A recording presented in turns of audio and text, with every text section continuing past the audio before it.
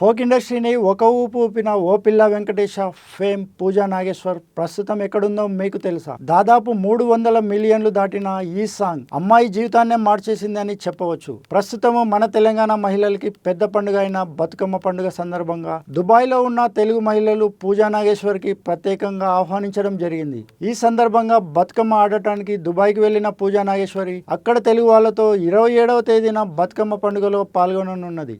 Dubai నుండి వచ్చిన తర్వాత పూజా నాగేశ్వర్ 2 పెద్ద సినిమా బ్యానర్లపై సంతకం చేయనున్నట్టు విశ్వసనీయ వర్గాలు తెలియజేశాయి. తాను దుబాయ్ ట్రిప్ తర్వాత ఫోక్ సాంగ్స్కి కొంచెం గ్యాప్ ఇస్తూ ఇక సినిమాలపై దృష్టి సారించాలని నిర్ణయం తీసుకున్నట్టు తెలిసింది. దాదాపు 16 దేశాలను మన తెలుగు పాటతో ఫోక్ డ్యాన్స్తో ఉర్రూతలూగించిన పూజా నాగేశ్వర్ ప్రస్తుతం ఓ పిల్ల వెంకటేశ పాటను మన భారతదేశంలో హిందీ, మలయాళం, తమిళ్ వీటితో సహా అన్ని భాషలతో అనువదించడానికి కాపీ రైట్స్ ను సొంతం చేసుకుంటున్నారు. ఇంతటి క్రేజ్ ఇచ్చిన పూజా నాగేశ్వర్ కు భవిష్యత్తులో ఈ అందాల భామ వెండి తెరపై కూడా ఒక ఊపు ఊపుతుందని నెటిజన్లు సంతోషాన్ని వ్యక్తపరుస్తున్నారు.